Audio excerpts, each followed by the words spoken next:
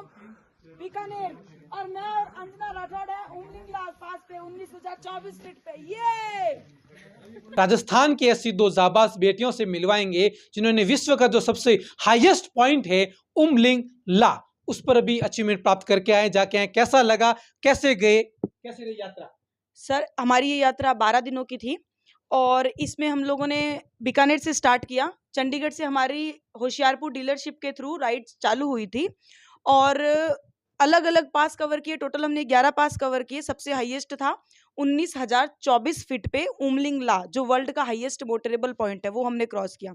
इसमें off roading भी थी, कुछ रोड्स भी थी, सारा काम था। मतलब बहुत अच्छा लगा, बहुत अच्छा लाइफ टाइम अचीवमेंट है ये, और ये करके मुझे बहुत अच्छा फील हो रहा है। निर्मला जी कैसे गए आखिरकार, किससे आपको मोटिवेशन मिला? घर वालों ने रोकने की कोशिश नहीं की?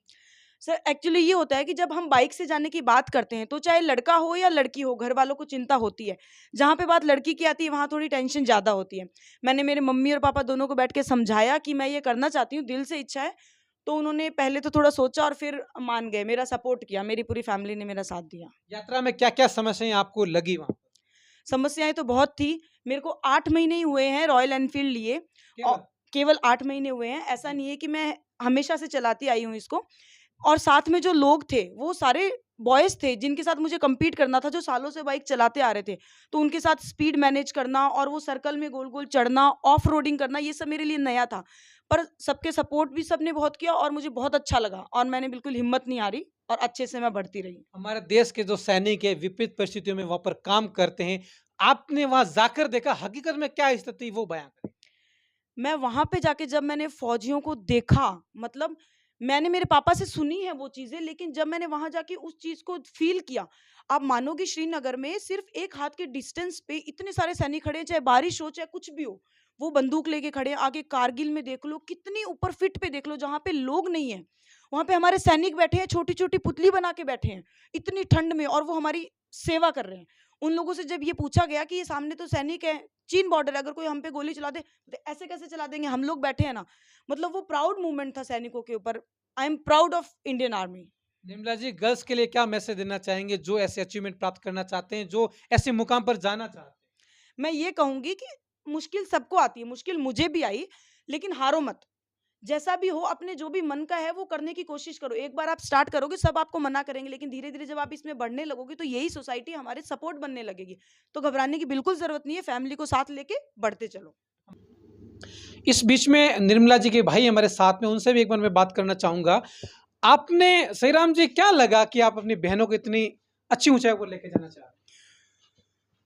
देखिए, मैं आर्मी फैमिली से बिलोंग करता हूँ और मेरी बहनें शुरू से ही साहसी है और आगे बढ़ने में पूरा पूरा हौसला रखती है। हमें परिवार वालों ने कभी भी किसी अच्छे काम के लिए कभी रोका नहीं है। तो मैं यही संदेश देना चाहूँगा कि बच्चियों को आगे बढ़ने से मत रोको। सिर्फ बेटा ही आपके घर का कुछ नहीं, सब कुछ नहीं होता है, बेटियां भी सब कुछ होती है। और हम आज समाज में ये मैसेज देते हैं कि बेटी बचाओ, बेटी पढ़ाओ, बेटी को आगे बढ़ाओ। तो सिर्फ ये सोशल मीडिया में, किताबों में, नारों में मत रखो, बच्चियों को सच में आगे जाने दो।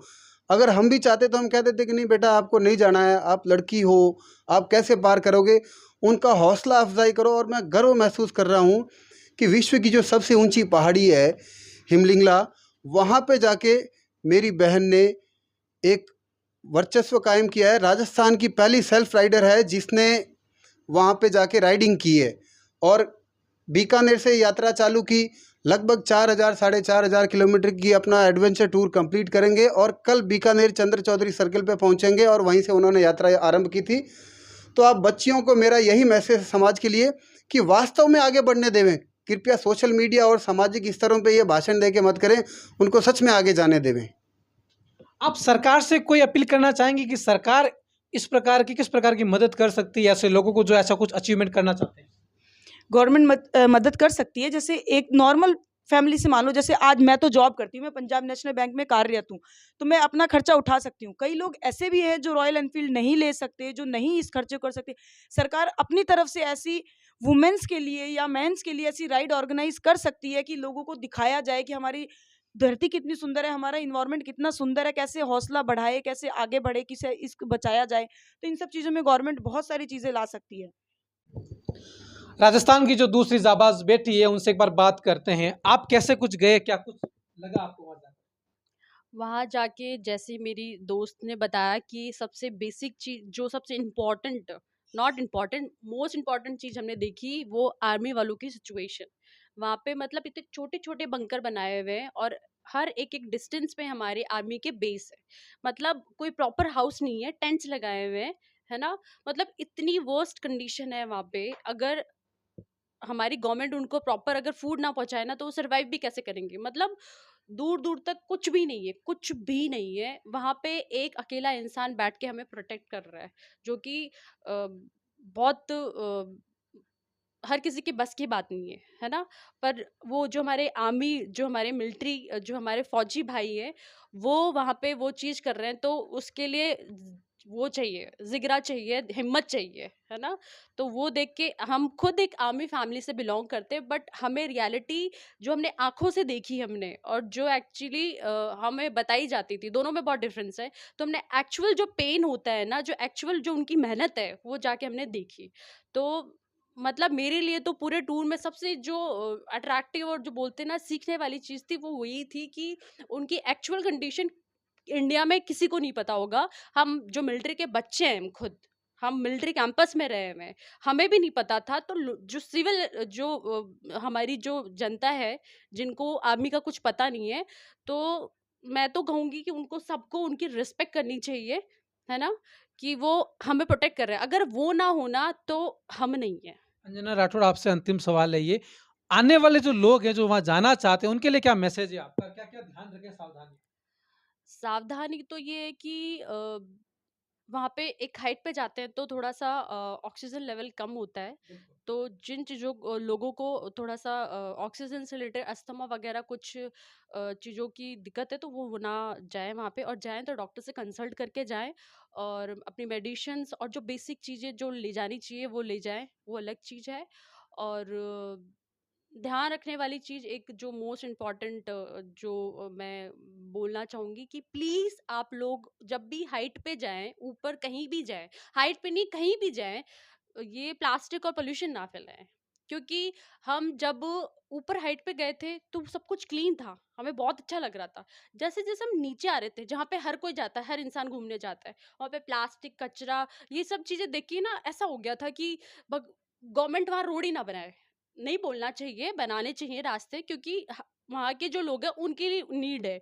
बट वहाँ अगर रास्ते बन रहे हैं तो प्लीज़ जो पब्लिक है वो चीज़ का ध्यान रखें कि वहाँ जाके गंदगी ना फैलाएँ, है ना? तो वो एक वो चीज़ है, ध्यान रखने वाली तो यही बात है मोस्ट इम्पोर्टेंट। और बात करते हैं निर्मला गोधरा से, अंतिम सवाल ले लेते हैं। आपके हिसाब से क्या मैसेज देना चाहेंगे जो लोग वहां पर जाना चाहते हैं, और कैसा कुछ लगा, और आप क्या क्या चीजें उन लोगों के लिए लेकर गए थे? सर मैं बताना मैं 2-3 मैसेज देना चाहूँगी। जैसे हम लोग यहाँ बहुत नीचे के एरिया से जाते हैं और यहाँ बहुत सुविधाएँ हैं। वहाँ के बच्चों के पास पेंसिल इन सब चीज़ों की कमी होती है, तो आप अगर जाते हैं तो आप अलग से ले जा सकते हैं। जैसे हमारे साथ में स्टेशनरी आइटम लेके गए थे, कॉपीज़ लेके गए थे, पेंसिल लेके गए थे, बुक्स लेके गए थे। ये बच्चों को बाँटते हुए गए थे। आप बच्चों को वो चीज़ दे सकते हो। दूसरी, आप वहाँ जाके गंदगी ना फैलाओ, आप नेचर एन्जॉय करने जा रहे हो, जाओ, देखो, खुश हो, उसको फ़ील करो, उसको गंदा मत करो, प्लास्टिक वगैरह कुछ मत करो। तीसरा, मैं कहना चाहूँगी हमारी गवर्नमेंट से रिक्वेस्ट करना चाहूँगी, आप किसी भी प्रोफ़ेशन के साथ खिलवाड़ कर सकते हैं, प्लीज़ सेना के साथ ना करें। वो जिस कंडीशन में हमारे लिए वहाँ सेवा दे रहे हैं, वैसी सेवा कोई नहीं दे सकता। माइनस टेम्परेचर में भी बैठे हैं और हमारे लिए बैठे हैं कि हम लोग सेफ रहें। रेज़ांगला पास है, वहाँ हम देख के आए, उससे आगे-आगे छोटी-छोटी पुतलियाँ थी, वहाँ देख के आए। वहाँ सब लोग मतलब सैनिक थे सिर्फ़ और हमें कोई नहीं मिला। लोग नहीं थे, वहाँ हमारी सेना बैठी थी, हर बॉर्डर पे बैठी थी। प्लीज़ उनकी रिस्पेक्ट करो और एक सैनिक की ज़रूर रिस्पेक्ट करो। और अपने हेल्थ का ध्यान रखो और आराम से जाओ, ज़िंदगी जियो, छोटी-सी मिली है, सिर्फ़ काम करने में मत गँवाओ। एक बड़ा सवाल ये भी उनके लिए बनता है कि इतनी दूरी आप जाएं, रास्ते में लोग, ट्रैफिक की व्यवस्थाएं भी सुचारू रूप से नहीं होती, एक्सीडेंट भी होते हैं, तो कितनी स्पीड में गए थे, कितना खर्चा आया वहाँ पर? खर्चे की बात है तो आपको 30-35 हज़ार पेट्रोल वगैरह सब मिला के लग जाता है। और जैसे ट्रैफ़िक वगैरह है तो आप जब ऑफ रोडिंग करते हैं वो रोड रोड पे डिपेंड करता है। जब ऑफ रोडिंग थी तो स्पीड आपकी दूसरे गियर में 40 35-40 ऐसे चल रही थी, मिट्टी थी तो उसमें कम हो गई।